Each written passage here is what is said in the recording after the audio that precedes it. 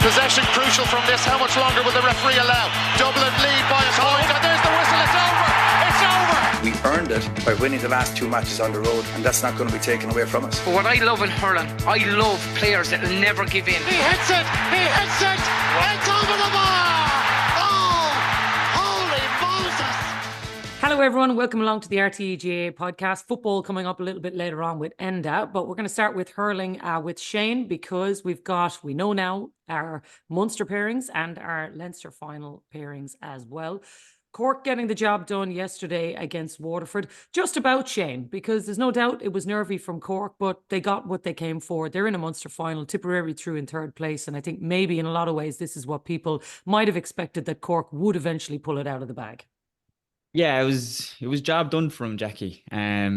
There was, like, I know you were at matches there over the weekend as well. There was this unbelievable breeze down in Páirc Uí Chaoimh, blowing right down into the Blackrock end. So Waterford had that in the first half. And just to give people a kind of indication how strong the breeze was, if people look at Mark Coleman's point, he got a point from play in the first half. He was between the 45 and 65, closer to the 45. He had to give it absolutely everything for it to get over the bar, even reach the post. So that's just an indicator of how strong the breeze was. Like Billy Nolan landed a free, Patrick Collins' puckouts were landing easily inside the football D in the second half. So it was a factor in the game. Was there anything major? I think Waterford set up very, very well in the first half now, especially at the start of it. Gavin Fives won the first few battles with Alan Connolly. Conor Prunty had a great game. I know Brian Hayes got 1-1 and he was assisted for Hoggy, but I mean, that was nearly closing stages of the game, Jacqui, and Conor Prunty had a serious battle with Brian Hayes, and I thought he had a super game for Waterford. Thought Ian Kenny did a good job on Hoggy. Held him scoreless from play, and Hoggy got his goal, but again, there's nothing really Ian Kenny could do about that. So as regards how Waterford set up at the back, very, very good. I thought they had a lot of the matches right. Kieran Joyce had a much better game. I'm sure, Jacqui, everyone's been talking about the Limerick Cork match all week, and one of the main talking points was the Kieran Joyce tackle or lack of tackle. And I'm sure he's a very proud guy. He's a top class player. And he wanted to right a good few wrongs personally for him from the way he performed. And he did and more. And he was man of the match there yesterday. So at the back, very, very solid. The Brian Roach one in midfield, I suppose, was kind of an interesting one for me. I don't think it worked very well. I think he tried to get on a lot of ball, but who is going to go in midfield with Tim O'Mahony for the Munster final? Hard to know. I still It's interesting that Ethan Toomey didn't even get on. No, Ethan didn't get on at all, and I still would look to him for that intensity and work rate he'll bring around midfield. It was up front for Waterford, Jacqui, that I kind of was scratching my head, I suppose. I know it's easy talk about in the media place when you're looking down, and when you're on the sideline as the management, you feel that's the right thing to do. But there were times when Waterford looked up, if Mark Fitzgerald won a ball, or Tyke de Burka, or if Gavin Fives coming out with a ball and looked up, and there might have been a 1v1 inside the 45 for Waterford. And it was usually Sean Welch against probably Owen Downey or Sean O'Donoghue. But they had such a strong breeze that they were still trying to work it out through the lines and maybe get a shot off from distance. Whereas Cork just went 3 inside against the wind, with the wind. That's their system, it works. So that was kind of interesting for me with Waterford, the way they were setting up, that most of the time when the lads looked up, there was only 1v1 inside, with the wind, against the wind. And then they changed in the second half, and they kind of went 3v3. And next thing, Stephen Bennett got the goal, and they were asking a few questions of Cork, and they were winning a few frees, and Stephen Bennett hits the post. So that was an interesting one for me, that they kind of persisted with the 1v1 inside with all the space. And oftentimes, more often than not, because Waterford play a sweeper, Kieran Joyce or Mark Coleman were actually able to just cut out that ball and sit deep. So and I would never ever for me with Cork, right, I don't think you can let them work the ball out. I think you have to push on them. I think if you're letting them work the ball out, you're playing to their advantage, and that they're so good on the ball and they get it to delivery zone, Jacqui, and they can give a quality ball inside. Whereas if you pushing them and ask them to go long, especially against the wind now, like Patrick Collins' puckouts, he was giving it everything, just about reaching midfield. I would have been, as a Waterford person, I'd be saying, we need to push on them, let the ball hang in the air. And if we get at on it, it's going to break inside. So that was a kind of an interesting thing for me, the way Waterford set up in the first half. They gave it everything. But Cork got the job done. I have it down here. Cork had 13 wides in the second half as well. So if they take half those chances, it's game over well before it. But there was a 6-minute period, Jacqui. I know Rory wanted to jump in here as well. 45 minutes gone, it's 115 to 16 points in favour of Cork. You roll forward 6 minutes, it's 218 to 16 points. And that was it, kind of no more so than Tip the week before. Tip got 5 scores unanswered in that little time period, and Cork put they put 1-3 on the board compared to Waterford couldn't put anything on the board in that period of time. And that kind of did it as a game. Really, you see lads coming on then, and I suppose, look, if there's one guy you can mention, Jacqui, because I would have played against him, and he's there a long time. I'm never really, I won't say I'm delighted for Cork hurlers when they score, but I was thrilled for Conor Lehane on a personal level, because he's found it hard to make the panel there the last few days, and that's just where. Well, the word is now at home he's been absolutely flying. I heard he played a game for Middleton when he didn't make one of the panels, and he scored maybe 13 or 14 points. Yeah. But he came on yesterday, got his flick, and you know what? The game was done. But it meant a lot to him. You could see he had a big smile on his face afterwards. So that'd be one guy you'd just give a little shout to. And I know, look, otherwise around the field, like, was it a really good Cork performance? No.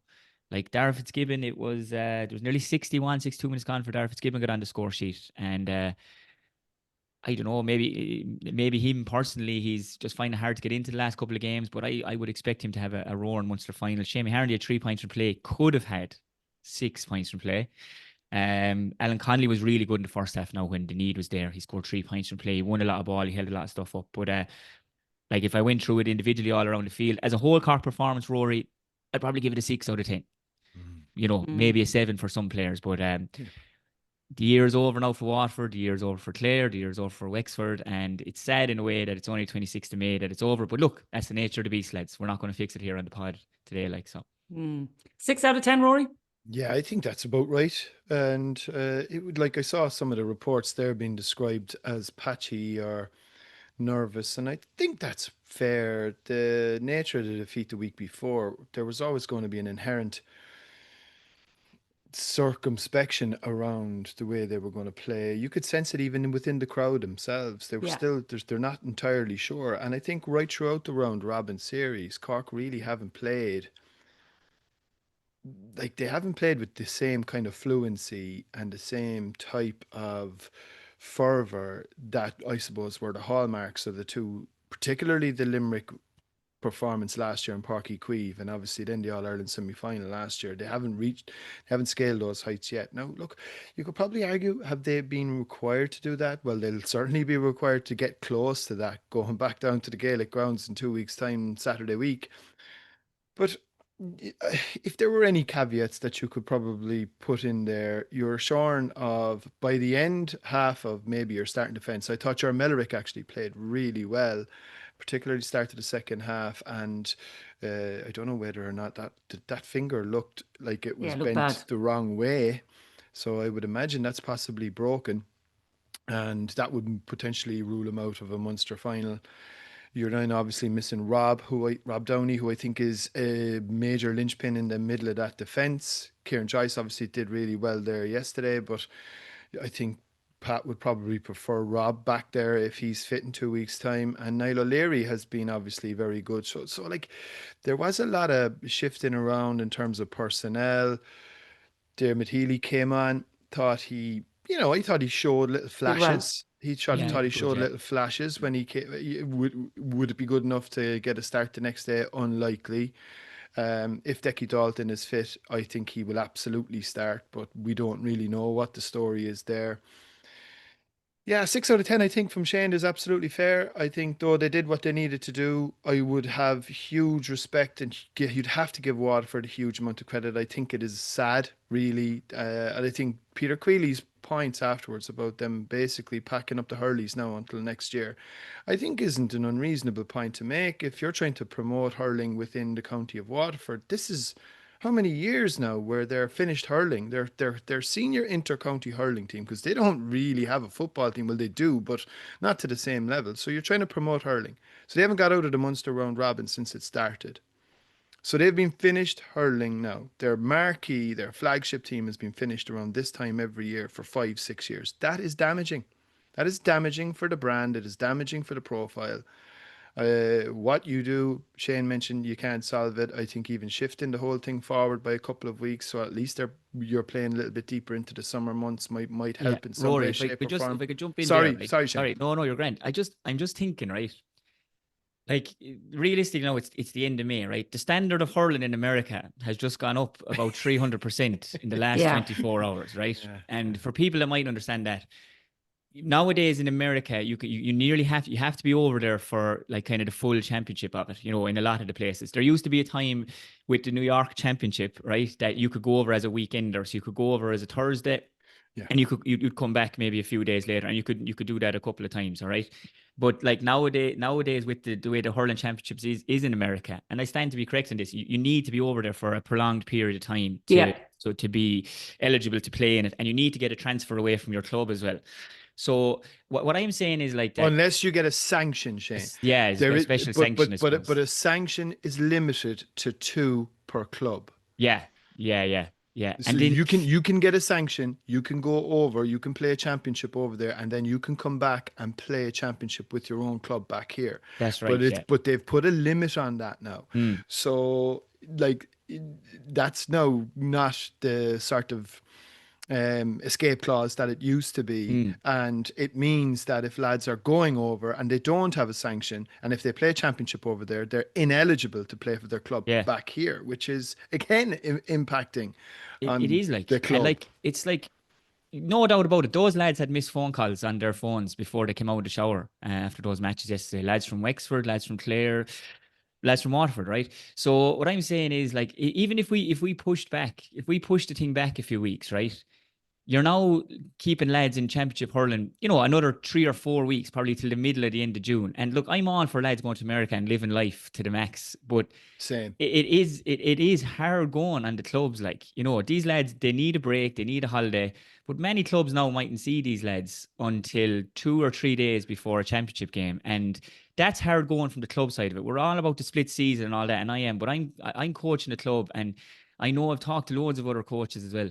You're in limbo there at the moment, knowing if you're going to have lads, when you're going to have lads. And I just think the thing could go back another few weeks. That's what I think. Especially Shane, when you were told it was for that reason. Like that's the irony of this. Like everybody says it's for the clubs. This is to the betterment of the clubs, but actually it's just really allowing lads to have that life in America, which is a really great thing. And I totally agree with you. I think it's brilliant. But we can't say that it's for one thing and then it's actually not. No. And I know, like, if you're a club guy, and like I have to say, club managers nowadays in all codes, they're so understanding of the inter-county player, hurling, football, ladies football, camogie, that they need a break. Like, they need to just leave that gear bag alone for 2 weeks, maybe 3 weeks. But I suppose the killer for a lot of the clubs is the buzz that their best players bring to the whole thing, the standards in training, the buzz in training, the way they prep for their club championships. They probably are more often than not, if a lad is a certain age, or an inter-county ladies player is a certain age, they're probably not seeing him for probably the next 3 months, 2.5 months anyway. And I suppose that's hard on the clubs while we're having the split season to get the clubs out. I think that is hard on the clubs, I suppose, that these players are gone. And look, as we said, there's probably some people now listen to this saying, sure, they're entitled to a break and all this. They are, of course they are. But we had the split season so we can have our club season and this.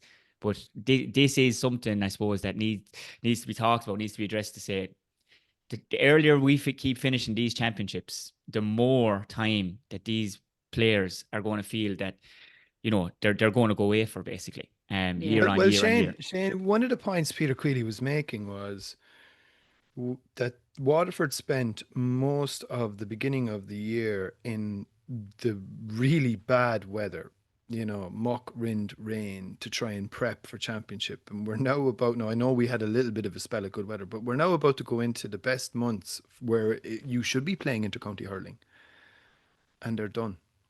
Yeah. Yeah. It's sad. Look, it's a debate, Jacqui. I'm sure you're Yeah. probably sick of Again. having it No, between no, this but and listen, I but- genuinely, I totally agree. And I actually thought he spoke really well on it yesterday. And it's not easy to do that because people think, oh, you're cribbing because you're out. But actually, I thought he was really I don't measured think, in his comments. yeah, I he really wasn't did. like, and I think they brought an awful lot to the table on this. Like they had an outstanding performance the first day against Clare, beat the All Ireland champions. Look, we know Limerick revved up the engines and sorted their team out by the following week below in Walsh Park. I thought they played exceptionally well against Tipperary in round 3 for periods of the game. But in fairness to Tip were better on the day. And even yesterday, I still think like the wind sort of made a bit of a mess of the game again. And I think that has been a factor as well. Yeah. I saw Eamon Sweeney this morning in the Irish Independent make the point that the hurling championship has failed to fire and has been, of the poor relation for the first time in comparison to the football championship. Now, I wouldn't be getting too carried away just yet on that particular premise. But I do actually believe that the weather and the wind, it does have an effect on the quality of hurling. Because you're into games of two halves again. You're into games whereby, let's see what we can do with it. Let's see what they can do with it. Yeah. And yeah. The other thing quickly, lads, because I know we want to move on to the other games. Like, I just give, like, the All-Stars are a long way away. Like, but I mean, like, I do feel if we could have some kind of a point system for guys to be in with a shout with it, because now what more can you do if your team is out?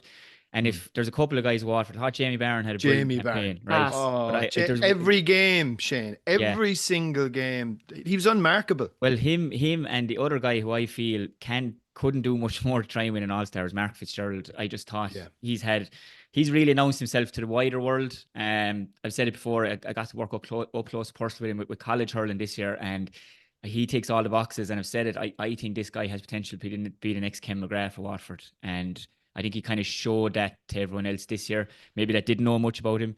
And then obviously we've Lee Chin in Wexford as well. I don't know what much more Lee could do. I know he wants a team award. We all do, like, but you know what, lads? To be nominated or even to be mentioned in the All-Star thing, they're lovely, lovely things to get as an individual. And I just think that maybe something maybe they could do down the line as well. Some kind of a point system, because realistically, lads, these guys, they're not going to get All-Stars now, but what more could they do as individual players? Their teams are out now. They did everything they could. So they're just kind of a couple of guys that I think deserve a mention maybe. Yeah, agreed. Let's move on to Leinster then, because you mentioned Lee Chin obviously involved in what was a dead rubber between Wexford and Kilkenny. But Dublin Galway, I think it promised so much, Shane. We thought it was going to be a shootout. We thought it was going to be a brilliant Leinster semi-final, and it really wasn't. I just don't know how you account for Dublin's flatness yesterday for a team that the optimism train was certainly in full flow. Myself and Rory live here. We see it. We breathe it every day. And I thought we were going to get more from Dublin yesterday. I was disappointed. Yeah, I suppose they're shooting, Jacqui, like Cork. Well, worse than Cork maybe. I don't know what the breeze was like in Parnell, but it didn't look good from a shooting point of view for the Dubs anyway. I think Galway has slowly but steadily, they've just been getting better and better and better since the first outing against Kilkenny. And I think positionally now they're in a really good place. They have a good spine of their team.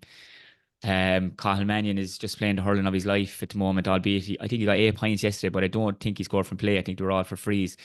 And Galway never really looked, they had to really, really go hammer and tongs at that yesterday either, Jacqui, for me. And I think they knew they had to get the job done.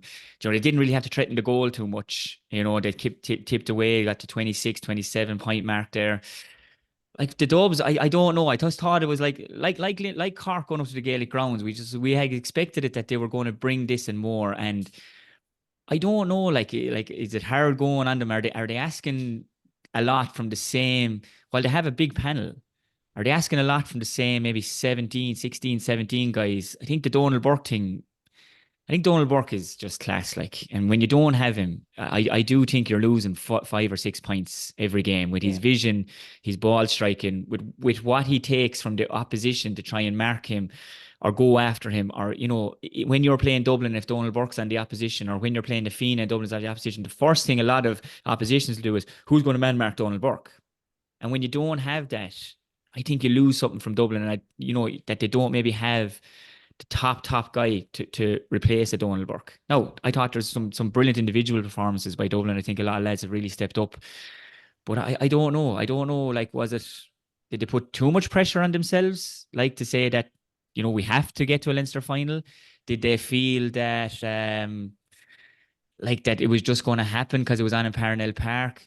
Now, that's Galway's first win against the Dublin team in Dublin as well, which is a mad thing to think, like, but like maybe Galway are listen to the rest of us talking about them, that they're not good enough and they mightn't get to Leinster final, and maybe they are just using all this as energy all the time, and they're just soaking it all in to say, here's another chance now to shove it down their throats to show how good we are.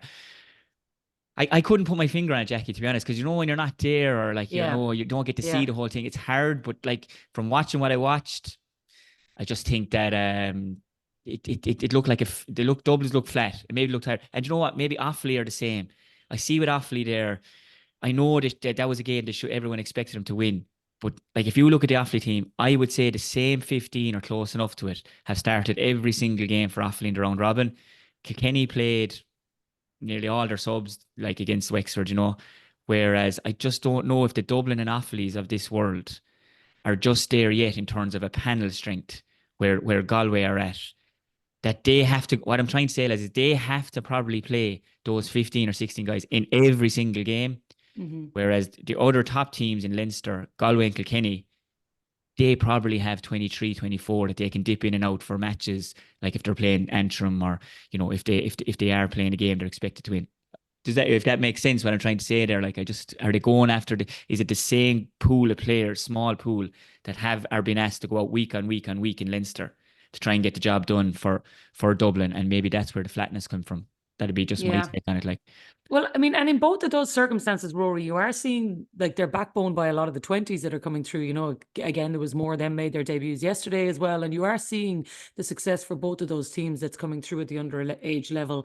And you are asking them to maybe step up in a way that the Kilkennys, the Corks, the Limericks are not having to do either. So maybe they just don't have the resources yet either. And I know people will argue, on a population like Dublin, how can you not have that? But still remember, it's largely dominated by a football county too. So hurling is still, in some cases, the second fiddle. So I know what the point he's making is actually, there's probably a bit of merit in that.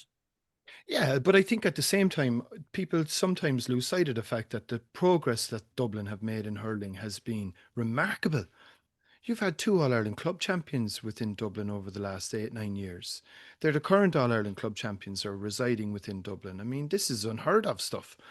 You've had one from the south side, one from the north side. Admittedly, 2 very big clubs who, I think, was it Willie Maher made the point about Coola, for instance, that if hurling can work in Shankill and Dalkey, it can work anywhere. And we Nafina this year. And Dublin, when I was a young man or child, Dublin hurling was not taken seriously.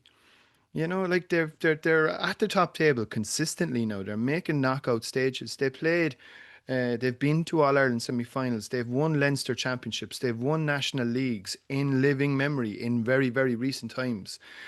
This is huge progress from where they were.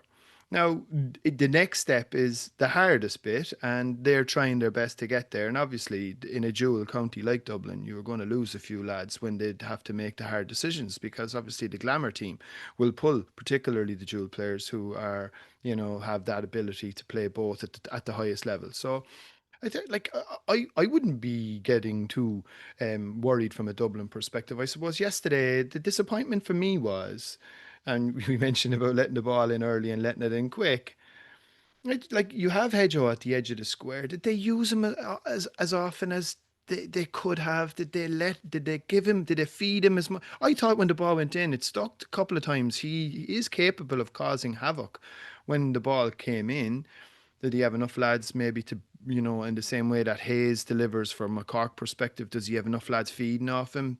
Are they a little bit caught between 2 stools and trying to work it and trying to figure out a long game? When is the right time to employ both? But I think, look, from a Galway perspective, I think it was like Shane mentioned, that they have, since that really flat performance the first day out, they've got a much better consistency in their team selection. They have a superb half back line now with TJ Brennan, Gavin Lee and Keenan Fahy. I think it's a really settled half back line. I think if you have a settled half back line, you have a great platform no matter what. And I thought Concannon played exceptionally well. Connor Whelan looks like he's rediscovered a little bit of form. Thought Derek Fahy was lucky to stay on the field, as was Dahi Burke. The referee could have probably dished a couple of reds for both teams.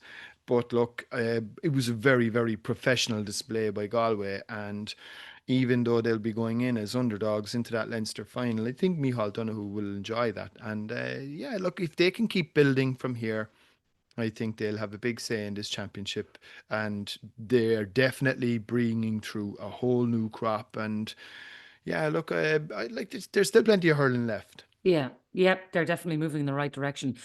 Just on Rory's point about the Reds, Shane, before we move away from this game, and it happened in the Offaly Antrim game as well. Like it was like the Wild West yesterday. There was just some mad stuff going on in hurling. Like I think Don Logue said it rightly last night. One of the strikes, he said, this is like something you'd see in the French Revolution, like the storming of the Bastille more than hurling. And I think he was right, because some of it now was dangerous. It was lawless at times. It just felt like who's in control here? Like how are we having these shots happening every weekend? Yeah, I don't know. Is the frustration is I don't know. Is it the lack of inconsistency that one week it's a raid and the next week it's not a raid, or like things are happening in the Galway Dublin match, things happening in the Cork Waterford match as well. Like, I suppose Dara Lyons struck out at Shane Barrett. Like Shane Barrett got sent off for probably something very similar against Clare up in Ennis, and ended up missing the match for it. Thought Sean O'Donoghue was probably lucky enough with the incident over in the corner, and Stephen Bennett got involved in as well. I don't know. Like, I mean, like the game, like I've said this loads of times, right? Like the game has never been played faster and has never been played by athletes who are so fit and so strong that if that has changed, if the pace of the game has changed and the way it's been played by the players, is the way the game is reffed, does that have to change as well? And what do I mean by that? I mean, like every team, every hurling team, football team, every team will do video analysis. And they'll do video analysis on players, and they'll do video analysis on things that players do and oppositions and the way they set up and all this. And like, do we have to get to a stage now where refs are going to have to do video analysis on? Well, Shane, what I'm saying is how players are playing. Shane, on that point, sorry to cut across you. You can be damn sure the teams are doing video analysis on the referees. Mm-hmm. Yeah, well, like that's it. Like, what does this guy like? What doesn't he like? Okay, he allows a little bit of flaking. He allows this. So if that's happening one way, then why shouldn't the converse be also true? Yeah. Well, that's it. Like, what I mean, like everyone knows refs, they do video analysis, but they're not. It's not really video analysis. It's more like they're going up to a room in Croke Park and they're meeting as a group, and someone is telling them, "You got all these things wrong." Mm. So I don't know, is that video analysis, or is that just someone telling you?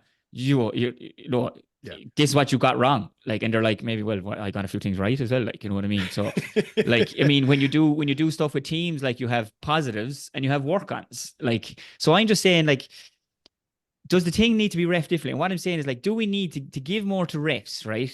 To say, right, we're going to give you more time. So do you say, like, do you have your panel of 10 or 12 refs and just say, right, you're now going to be semi-professional at this, okay? Like, the GAA has never been in a better place as regards gate receipts and the amount of people going to matches. And that if one of the things you could get out of that was that there are 10 or 12 top guys, female and male, that you say, right, you're now going to be semi-professional at reffing. But what that's going to require is you're going to have to, like, you're going to have to work harder at your own games. You're going to have to do more training. You're going to have to do more analysis. You're going to have to do, you're going to have to do more to justify what you're getting. Not everyone would agree with that, but I just think it's gone to the stage now where that if we want them, like, we can't ask them to get everything right. But I suppose there was Let's help them to get the big stuff. Like, help them get it. Like we're blue in the face. We talk about technology. We won't even go there. But like, even as if we invest in the human beings, yeah, and just say you're going to get more time now. You know what I mean? There's your panel. You've made the panel this year. Now, here you go. Here's an opportunity to go and really go at this thing. We're going to invest time in you. We're going to invest money in you.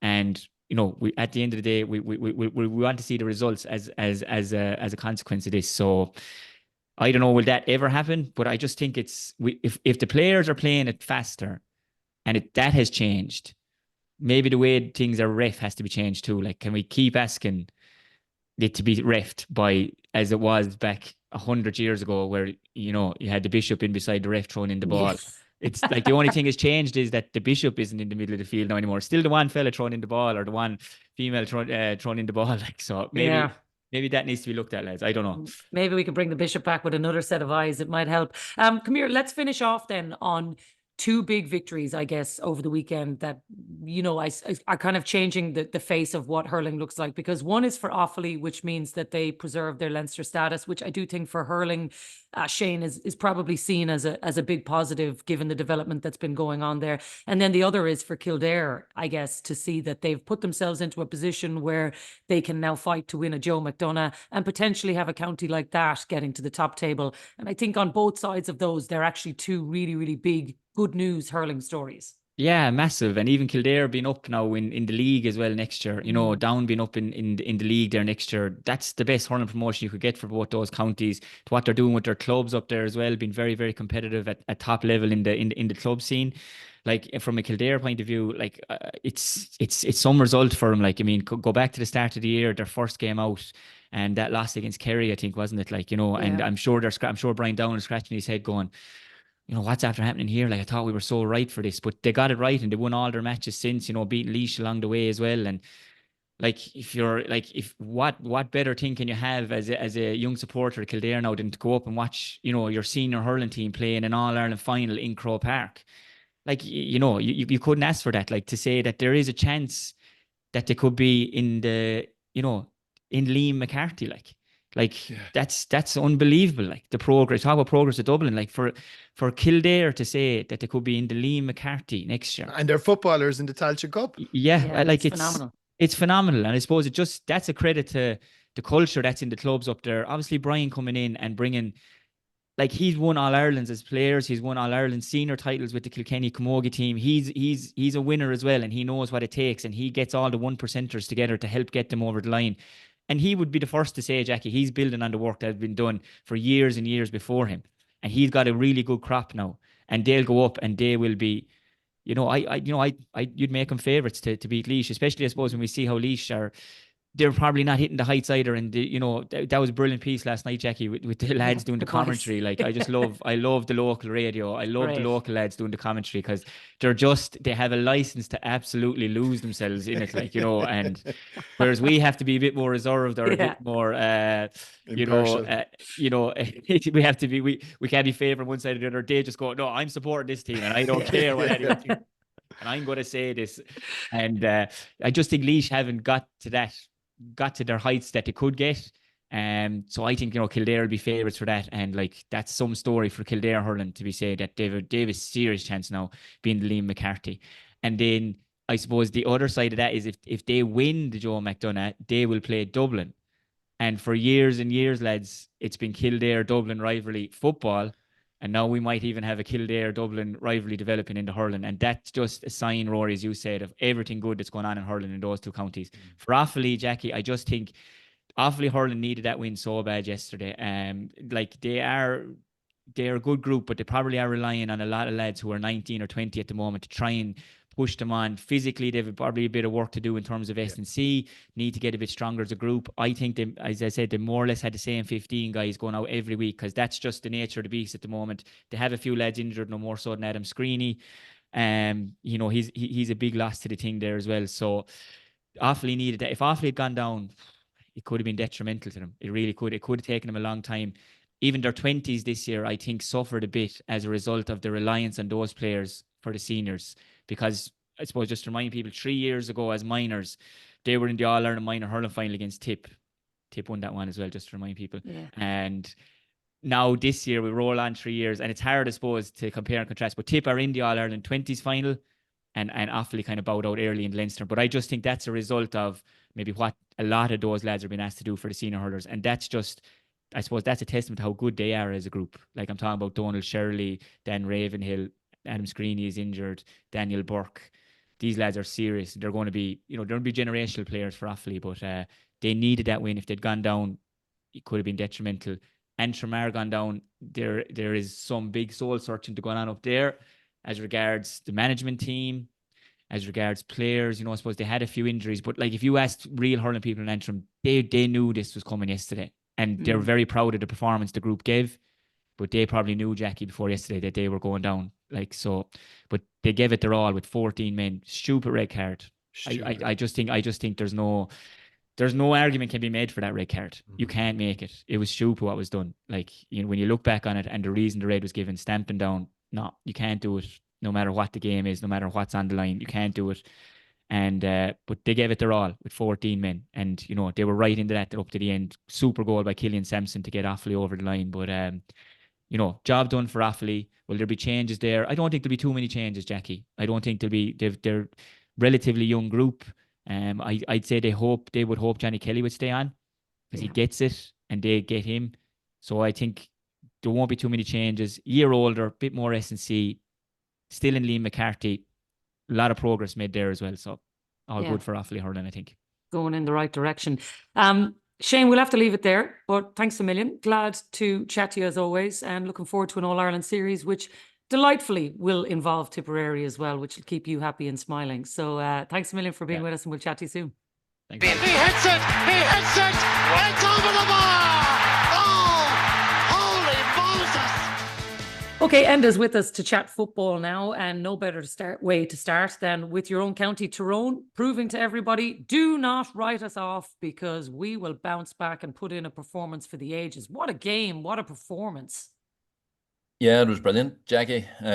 And funny, again, you always know sort of the text messages going about and a few wee conversations you have at you're standing at the side of underage training, you're supposed to be concentrating, and everybody has a wee chat about the senior game that's coming up.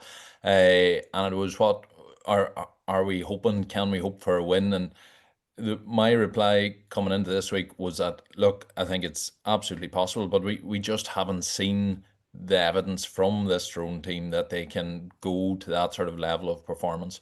Will we? And you always sort of expected it to be there, that real just energy, the dogged determination, a real fight, a real life about them. It always brings out the best in us, and we've seen it not just in the Tyrone game, but we've seen it across various results from the weekends. The team that brings that bite and energy, it always has done, but particularly I think with the new rules, it certainly gives you a real definite advantage.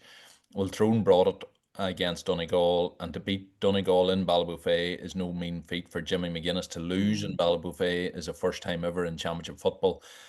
So it is a massive win. I was watching it, and at the end of it you just thought, that feels absolutely massive, and yet it's only 2 points in a group, and Donegal will qualify in almost inevitably. So have we gained anything? And yet I think for that group of players, sometimes you have to make a wee mark in the sand, and I think they've done that.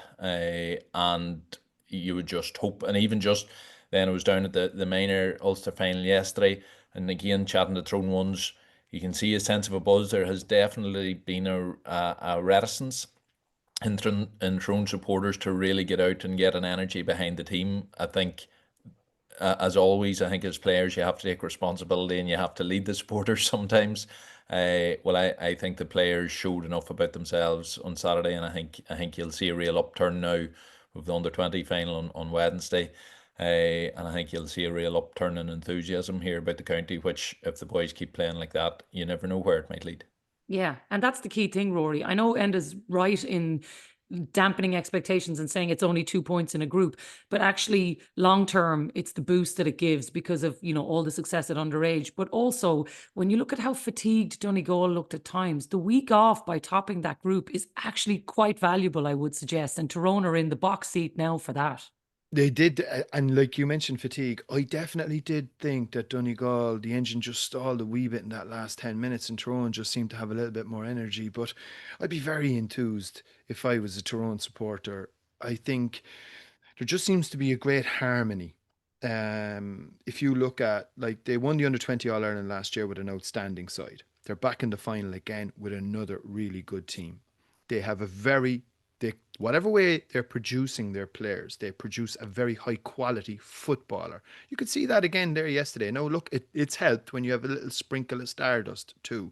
When you have the likes of the Derek Canavans of this world. No, he didn't. Like, in fairness, he had a tough day at the office on Saturday night, and he was tied up pretty well. But Dara faces that every time he goes out. But like right across the team, there's a resurgence in form. They've got a top class manager who seems to have everybody on board. You, unlike some other counties, you don't see lads flying in and out of panels or headlines that you don't want to see. Instead, there's fellas coming back, the likes of Mark Bradley, that we've seen a resurgence in form for Kieran McGeary. Darren McCurry, it looks like he's back to his best. They're all playing for each other. They're very strong around the middle. They've got one of the best keepers in the country. And to go up to Ballybuffet and win. And what was really, I thought, impressive about it, Jacqui, was they had a 5-point lead. And in fairness to Michael Langan, who I thought was outstanding now, right? He put on an exhibition of 2-point kicking and all over the field. He was right in there for player of the match nominee. I don't know who got it. But the match then draws level and Tyrone pushed on again. I'd say that is what Malachy will be absolutely buzzing on, because it shows a great spirit about them. It shows that they've got that bit between their teeth. I think Enda mentioned there that it's only 2 points. It's a bit more than that for me. I think like the only caveat that you could probably attach to Tyrone right throughout this year, and I'm not so sure if it's even that big a one, is there has been a little bit of an inconsistency in performance from one week to the next. Massive. But if they rectify that, and that's very much within their remit to do, would you be surprised to see Tyrone in an All-Ireland final, Jacqui? No, I wouldn't at all. Neither would I. Yeah, No. I don't think there's any team bar Kerry, and there's an asterisk, just unfortunately, for not that they can do anything about it, because they're better than the teams they're playing this last while.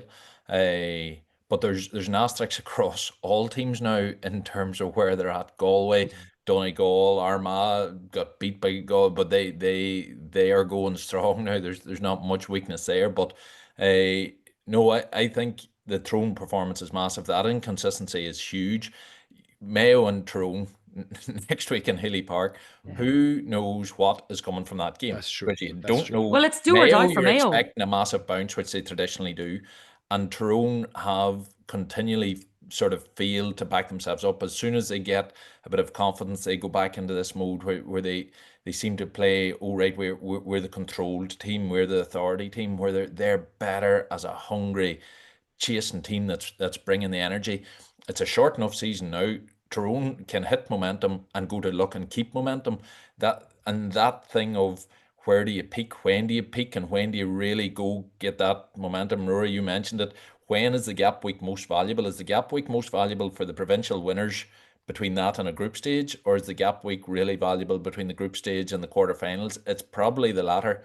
And we've seen across the weekend the provincial finalists, the majority of them all struggled in their games. Even Meath, who were one of the provincial finalists that ended up winning their game, their first half was really poor. Even Kerry against Roscommon, their first half was pretty poor. They weren't pulling up any threes there. So the one thing you would take from the weekend is that there was a definite carryover for the provincial finalists from the exertions of their provincial campaign, or from going after those matches where the rest of the top teams were away. Monaghan, Tyrone, they were away, heads down, working hard in their training, and you can't buy a 2, 3, 4 week hard training block, because you don't get it during the National League. You get it away back in November, December time, but there's your one chance for a 2, 3 week training block to really get the team up to speed, and you could see a definite difference in teams that had the benefit of that and those that didn't. Yeah, And I thought that was very yeah. obvious, Rory, actually, because as you said, 3 of the 4 provincial champions beaten as well on their opening weekend. Yeah, and I suppose you are a little bit vulnerable the first day when you come back to it. But like, I think though, from a Tyrone perspective, I mean, I do think Hampsey back is huge. And I think he's a leader. I mean, when they won the All-Ireland in 21, he was the captain of the team. He's obviously had a couple of injuries. You could just see there's just a more of a steal there when he's in there, and you see Peter Hart coming on making a massive contribution as well. Like, everything about them suggests to me they are going to take a major amount of stopping. Now, the one thing that I think maybe was a falseness around, like, they dropped out of Division 1. I think that was a bit false. They had 7 points. I think to go back, it was a record. And people were a little bit dismissive of Tyrone on the back of it. And you were kind of saying, well, look, it was a weird league. There was the rules. There was a lot going on. Tyrone were missing a lot of lads. Now, they've everybody back. Everybody is singing off the same hymn sheet. I think the other thing as well was, what was really key for me was when they really needed to sort of put in a major performance to see if they could maintain their Division 1 status. They dismantled Dublin. And I mean tore Dublin to shreds. So that was a really good portent. Now, beaten by 1 point, admittedly Armagh were the better side on the night, but they're building so nicely. It's just a case of whether or not they can back it up now this weekend coming. Yeah. I think the key thing, every team that gets beat, you learn from your defeats. It's an old cliche, but it is such a true cliche. You learn from your defeats. One of the key things a lot of teams are making, the likes of Dublin, the likes of Tyrone, if you don't bring that top energy level, that real sharpness, you just lose in the modern game, because break balls, all the little things that look 50-50, that look toss of a coin, if you're not really, really at it, you're going to lose those battles more often than not across the course of a game. Dublin then got their ship in order, and you don't become a better footballer, fitter footballer, etc., over the gap between those two performances, and yet they brought a level of intensity that they completely didn't against Meath. Tyrone the same. Against Armagh, I thought Tyrone were very lucky to come out with a 1 point defeat, to be honest. I thought Armagh were much the better side, and I thought Tyrone were a wee bit off it in that game. Just that wee bit off it that I'm talking about. Opposite against Donegal, Tyrone were on it. Within a few minutes, I was saying, this is a different looking Tyrone team. And to be fair, Michael Murphy, with his 2 pointers, kept Donegal in it. I thought Donegal didn't deserve to be as close at half time. But some Donegal of those kicks, by the way, Enda. Holy unbelievable. Moly. Donegal were off it. They missed a lot of shots. They just weren't on it in the way that Donegal can be. So they will learn, and they will come back the sharper for it. When you get 2 top teams absolutely at it, which is what we've seen, say, in the likes of the Ulster final with Donegal, Armagh, then you have a hell of games. And I think that's what we're heading for come the later stages of these group games. And come the quarterfinals, when all the excuses, the excuses for being just off it, that'll all be gone. And I think all of these teams, if they get to learn their lessons from defeats, which always hurts, it always changes the mood in the dressing room, always changes the mood in training, and you get the benefits from that. And that's where I think Kerry are flying. Hugely strong team. But my gosh, it's hard to replicate what happens inside a team when you get a loss and you really look at yourself critically. And you get that hunger, you get that sick feeling in your stomach, and you come back the better for it. They're unlikely to experience that until maybe it's too late, but we'll see. Yeah, because that group's a lot more straightforward looking. One that isn't, it is after what I saw on Saturday. Yeah, that's not even a...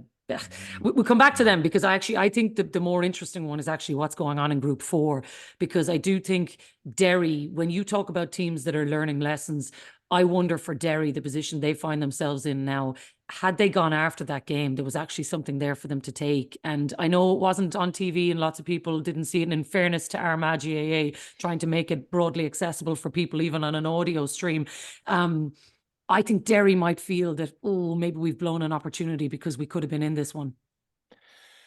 Hey, it's a massive psychological thing going on in Derry. We all know that. We all know how can a team that was essentially All-Ireland favourites at a stage early on last year, say at the end of the National League, to be what they're being viewed as generally now, when you're looking at broadly the same group of players. Yes, they've obviously lost a couple critical injuries.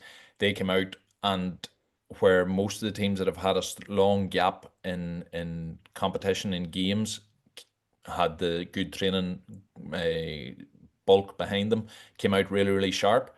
Derry actually came out flat. And then they were facing into the abyss. They were facing Armagh were annihilating them. Armagh were well up. Armagh made changes. But to be fair to Derry, and I'd imagine this is what Paddy Talley will be really focusing their attention on, they had the choice to throw in the towel. They had all their excuses already made. There'd plenty of recriminations, as always there is in Derry, and there's moves against Paddy Tally, and there's rumours in the background. There has been for years, and the players could easily have just down tools again, and they didn't. They fought back, and they had enough chances actually towards the end of the game to gain something from it. Now, I would say Armagh, as they showed during the National League at times, there's some difference between Armagh when they're on it and when they're slightly off it. When they're slightly off it, they're bang average. When they're on it, they're obviously as good as anybody in the country. But they took their foot off a wee bit, but Derry had to go after that game, and they did in some style. So that to me says there is still something there. Now, it's going to need a massive kick because they just don't have an easy game. If they had a slightly weaker team coming, and there's no weak teams in the top 16, but if there was a slightly weaker team than Galway coming, they need a win. You would certainly really back them to get out of the group and build on from there, because there was enough credit in the way they responded, not in the first 45 or 50 minutes, but from then on, there was enough credit about what they'd done to get something happening in that dressing room again, and to build something and get something out of the year. They still have not won a football match this year. It really is quite remarkable. But Galway coming to Celtic Park, and Galway looking to bounce after the Dublin game, that's a tough corner that they're in. If they were in another group though, Rory, let's say if they were in that Meath Cork group or whatever, they would win a game, because they are actually better. And based on the evidence even of the weekend and only seeing highlights, they are better than some of the other teams who are going to get out of these groups, I would suggest. Yeah, and was it 13 points down with 4 or 5 minutes to go to only lose by 4? Now, look, people can argue the toss around Armagh made an awful lot of substitutions. The game does sort of lose its shape when there's a lot of flux from the sideline, lads coming in and coming out, and obviously Armagh felt they had their work done for the day. I think I'd love to have been a fly on the wall of the Derry dressing room directly after the game, just to kind of gauge what their body language would have been. Would they have been, crestfallen by another defeat? Or would there be an element of positivity to say, we only played for 5 minutes and we nearly beat the All-Ireland champions in their own backyard? So it's a really... a two-sided coin, isn't it? Yeah, it's a very strange position for the management and for the players to try and, I suppose, reconcile. I think you've got to take the positives, and they still have a lot of quality footballers. They're going to be at home, and they will have a chance. You've got to probably make home advantage count for whatever that's worth. But they're probably it's a steep curve now again to go in and play last year's beaten All-Ireland finalists, who now need a win themselves. Have to win themselves. So I think it's a great thing in some ways, in that you pretty much have a knockout game between two teams that are definitely on sort of similar enough pathways at the minute, but with the opportunity for their trajectory to go in opposite directions. Yeah, Derry have been unlucky too. They should have won at least 2 National League games. Yeah. One of them, Galway. They drew with Galway up in. And I think did they draw with Donegal as well, Enda? Or no, maybe they were way ahead. They lost to Kerry at the death, I think, having Kerry well on the back foot too, if I remember right. But no, I just remember Kerry or Derry were probably doing rightly for large parts of the performances and just not getting the results, and then that has just snowballed into a increasing loss of confidence. But you're absolutely right. Have they regained something or not? It's hard to tell, but it's a very difficult game heading into thinking of where the Donegal mindset will be after their defeat and the level of their performance against Dublin. Yeah. Well, if Derry are asking questions about themselves, you wonder, another Ulster team who must be feeling top of the world now. You look at Monaghan and their ability to go and win what was the biggest game that they actually had, the biggest one to target. They've gone after it. They've won it in really good fashion, playing great football again. And now they're thinking, we can top this group. We'll get all the things. We'll give ourselves that week off. And actually, they're probably, of the Ulster teams, they might feel that they're in a really, really strong position. And it's lovely. If Monaghan were to write a script, this is possibly going to go exactly, which you wouldn't always say about Monaghan. A really good performance. I thought they dominated that game, to be honest. It was always going to be exceptionally difficult for Louth to come back down from what they've achieved, and I think they'll gather themselves, and that defeat can be framed the right way and away on the go. They still had enough quality in places, some brilliant performances in there, but Monaghan were just on it right from the start. They bossed that game.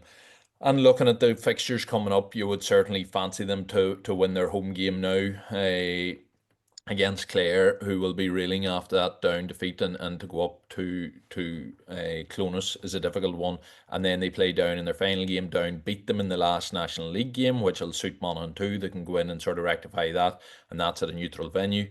So yeah, Monaghan, you would strong favourites to top the group, but will they get much credit for topping the group? We'll be all back to our usual patting them on the heads. Aren't you great with your small resources? Yeah.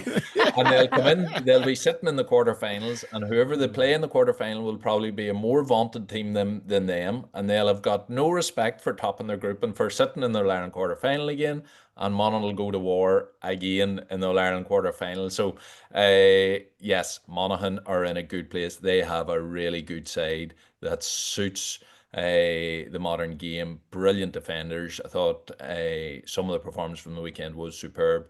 Goalkeeper, sharp forwards, speedy forwards, the nice substitutions to come in with Jacqui. Monaghan have a lot of strings to their bow, and the narrative will suit them just fine. Yeah, I was going to say, I think that suits them just fine. Let's finish off then, Rory, on the game that you were at. You go to Navan, you're a Cork supporter thinking, okay, let's put in a performance, let's go there, let's actually really target a game, and it never happened. No, it was a weird match. The first thing again to say, without wanting to champion the conditions all that much, but the first thing that you noticed when you arrived was the wind. The wind was absolutely howling a gale. So it was definitely a case of, who would make best advantage of it, depending. And Meath won the toss and chose to play with it in the first half. By the way, just as an aside, Park Talchan pitch, it got pitch of the year last year, and I was kind of, these are things nobody cares about, but it's only when you see it. What a surface, Jacqui! Like, what an incredible surface! It is just like, it is the best pitch I have ever seen outside of Croke Park. It's just glorious. But look, that's something that no one cares about, I'm sure, right? But the game started really strangely. Meath, I think, their shooting for the first 20 minutes was atrocious. They couldn't string any sort of momentum together. I don't think they got their first point from play until the 29th minute of the first half with the wind. No 2-pointers whatsoever. They were looking a little bit lackluster. Cork managed to get in. Now, in fairness, Jordan Morris got a goal just before half-time, which kind of ignited them, and that saw them through 1-5 at half-time. But you were saying, look, this is definitely more than a 3-point win here that Cork are going to have at their backs for the second half. But it was Meath that came out, and in fairness, played so much better into the wind. They had a couple of major performers. I thought Sean Rafferty, outstanding. Costello at times. The Meath crowd are gas. Let the effing ball in, Costello. This type of stuff out of the Meath gang. And every time he just carried, and he was very good in terms of creating and finishing at both ends. They dominated the midfield really as the game went on. And I think Cork were very despondent and disappointing to a certain extent. They really couldn't free up Brian O'Driscoll for any 2-point shots. They were largely dependent on Rory Dean coming in late and to try and kind of, I suppose, try and grab some of the momentum back. Didn't really have enough possession, not enough cut up front. Missed a couple of goal chances again that were, the really top teams will punish you for. So come away from that where Meath have you on the head-to-head, and you've Kerry next. Yeah. So do we need to say any more? That's the difficulty for Cork, Enda, because had they gone to Navan, got the victory, suddenly then you're thinking, okay, we're actually fine and we can just put in a good performance against Kerry, and if we don't win the game, it doesn't matter, we're still getting out of the group. Now they're scrambling, and Meath are actually the ones who feel like they're going to be getting out of the group and moving in the right direction. Yeah, really strong from Meath again. They weathered first half where they were they seemed to be lethargic enough from what I've seen, and missing plenty in front of nets, and they just tightened that all up in the second half and probably sort of settled themselves down at half time, got their confidence going, and say we're a quality side here, and they backed themselves. The form of Matthew Costello, the returning form of Jordan Morris is massive for them, obviously. Cork-wise, they're missing several key men. Are they due back? Are they short-term injuries, the likes of the Walshes in the middle third, or Hurley, obviously? Well, Hurley should be back maybe by Kerry. He was actually there on Saturday. I'm not so sure. Like I mean, I suppose even if the main personnel were to come back, I'm not entirely sure how much of an infusion you'll get from that. I think the biggest issue was, look, it was a game really, I suppose, look, the conditions did play a part, but if you look at the full-time score, it should tell you a lot, Enda. 113 to 12 points. Yeah. I mean, 10 scores. 10 this scores is not the new game. It's 220, it's 123, it's 217. The wind is probably a big factor in that too now, to be fair. Correct. Absolutely. But it should still be a situation whereby you can capitalize on that in the 35 minutes that you have it at your back. And I just think both teams are, I think it was a good exercise from a Meath perspective. A massive crowd there, by the way. Both stands absolutely wedged, and Meath definitely have the supporters back in behind them. But I think it was a great victory for them, because I think it was a good opportunity for them to flush that Leinster final defeat out of their system. And I think they'll be slightly buoyant as a result. And you'd imagine that they will fancy themselves now to beat Roscommon, and certainly make sure that they're in that second place to get out of the group this time. Go on, Enda. Sorry, you were in full flight on, I guess, what the ramifications are on the wider point for Cork and for Meath too. For Cork, there's a number of teams that are struggling to break the cliched narrative that has been around them for years. You look at Mayo, you look at even at Tyrone in terms of our level of inconsistency, where everybody always gets reminders that we can beat anybody, and then they slip back into another level. And Cork are probably even more inconsistent than Tyrone. And so it's up to those teams to break it. They produced a brilliant performance against Kerry, but it can't be, your performances can't only come whenever nothing's expected of you. Yeah. And I think that's their difficulty at the minute. They're going, and the worst case for Cork is always this type of repeat game now against Kerry, where suddenly now they have to prove that what they did was legitimate and not just a fluke of Kerry being off the boil, and that brings pressure onto them to produce a performance, which usually doesn't bode well for a team with that type of mindset. So you need your quality personnel for a team that's trying to punch up. You need your quality personnel, and that's why I was checking with Rory. Just if they don't have those key players on the pitch, I think it makes it a really, really difficult task to get anything out of against Kerry. You're almost looking the avoidance of a bad defeat is what they're looking, and then they're into the last game saloon with Roscommon, where Roscommon isn't a good place either at the minute. And so that is something that they can take something with, but it's whoever limps into that game with enough belief about themselves, enough key players all available. So their performance against Kerry has to be a defiant one. It's really hard to see anything other than a Kerry win. But it's the quality of the Cork performance. Cork are a good football side. They have lots of good football players. But they have to stand up and start being more consistent. They missed a chance against Meath because Meath, like all the other provincial finalists, were a wee bit rusty and shaky and could have been there for the taking, and they weren't. Yeah. It's interesting, isn't it? One round of football and all the provincial finalists, just the way it was, Rory, as you rightly said. It's just the intrigue of what the provincial championships gave us was so phenomenal, but yet the group stages is actually where the cut and thrust of it is, and all of the things that you've done and all of the past glories are actually over, and you already have some of them scrambling now, even just to stay in it.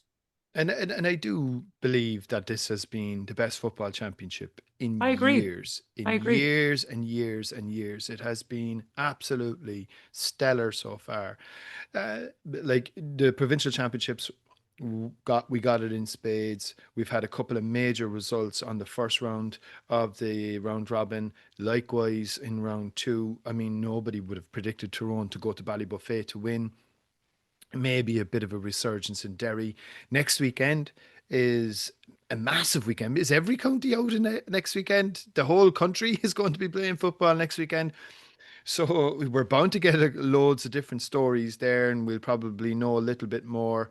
And hopefully there'll be big crowds at the games. Just one, I suppose, negative is, and I suppose that's the format itself, and we won't get too much into it. But look, if you have a situation where, let's say for argument's sake, Cork and Roscommon are both beaten, and they still have to play each other in the final round, they're after losing 3 championship matches, and they could still go to the last 12. This is where the format itself has just slightly fallen down. I always felt like that if you had just 2 coming out of the groups, because I like these groups. It was just the 3 coming. Well, we will from next year.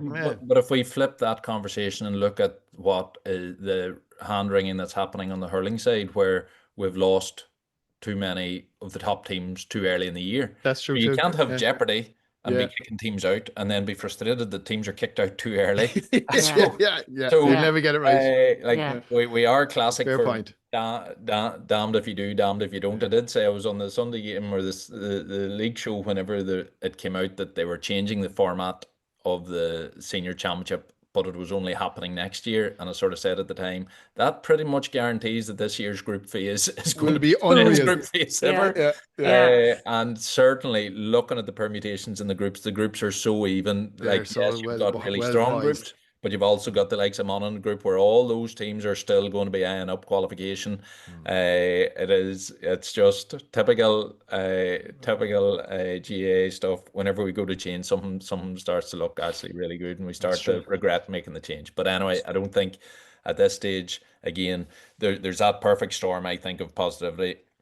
The rules have made an impact. Some will still crib about it. In fact, I was talking to a fella at the weekend, and he was completely against almost all the rules. So, but if I ask you that, if I ask you about that though, Enda, right? 20 points to 217, Tyrone Donegal. Does that scoreline, does that type of game happen under the old rules between Tyrone and Donegal this time last year? I think the first caveat you have to make is that if we could have an old scoreline against the new scoreline. So if we take out the 2 pointers, that becomes a much more normal scoreline. It probably ends up something like 0-16 to 2-13, which is a normal scoreline. So if we look at the number of attacks each teams are having, they're very similar. I've sort of been trying to keep an eye on the stats to see what are teams getting more attacks? Well, not really. Are turnovers massively up, massively down? Not really. The number of shots teams are having is up, which is suggesting that more attacks are finishing with shots. But in terms of the points being scored, I think you have to take out the 2-pointer thing, the goals thing. There's more goal chances. The initial stats we had from the league was that there was more goal chances but less conversion. Again, we have so many, and every point of data is pretty much useless at the minute because it's a single point of data. It's a single year, and we're seeing teams' initial response to it, and then teams change up and they'll respond again. So until we're 2-3 years down the line, we don't fundamentally know in terms of the score lines. But I think the games themselves are more dynamic. There is more happening. There's much less control. The previous iteration of the game, it was all about control. It is just so difficult to control games now at the minute. And even at the weekend, what I thought was interesting, teams that sort of sat off more because of the conditions and allowed the opposition. So Donegal was a more zonal defence, for example, against Tyrone. But in the conditions, Tyrone went chasing after the ball, and that put Donegal more in the back foot. In really good conditions, players are more likely able to hit 9, 10, 12 passes and retain possession. But in the conditions as was at the weekend, it suited the teams to go and chase and go after them. So again, not only are we trying to struggle and get our head around the modern game, conditions. We know already from the National League, wind is massive in terms of your 2-pointers and how the game is completely different from one half to the other half. Well, there in wet and slippy conditions, again, the game is different and actually suited, for me, the teams that were bringing the higher energy, the more aggressive tackling, the greater hunger to the game, because they were chasing all over the pitch. And that suited the teams that were in their training camps, mad for grass, mad for competitive game, and didn't really suit the provincial finalists who needed to come out and just play through a calm game and just try and control the game more. So there's a big loss of control. Nearly everything else, for me, it's too up in the air. We can look at some stats, we can try and make a conclusion from that, but it's one data point. Until we see it too early. A number of seasons, they're all single data points, which are unreliable. But sure, isn't it great? We've went from that. That's what we're saying. So the rule changes are definitely, I think, have created so much uncertainty. That's been lovely, because the game has moved from a really controlled chess match type thing. We don't have our perennial All-Ireland champion in Dublin. We don't have that big monster there that is just our entire punditry campaign was about why Dublin might not win the All-Ireland in any given year, if you know what I mean. So they're not there. They're back into the pack, but they're still there, which is brilliant, because obviously the Dubs always bring something special to them. All the other teams are still... So you bring multiple potential All-Ireland champions, multiple excitement across a huge number of counties. The games themselves being this sort of strange mix where there is more attack and play happening. Top forwards we're getting more star performances. So it's in a really, really good place at the minute. And even in the bad weather, we had a hell of a weekend's football. So we'll take that any day of the week. We absolutely will. And good news for football fans is they have the limelight all to themselves this weekend coming. No hurling, football box office everywhere. And we'll be back on Thursday to look ahead to it all. So Enda, for the moment, thanks a million for being with us. And to everyone else, have a great week. Don't forget to like and follow wherever you get your podcasts. And we'll talk to you on Thursday. Dublin lead by a point, and there's the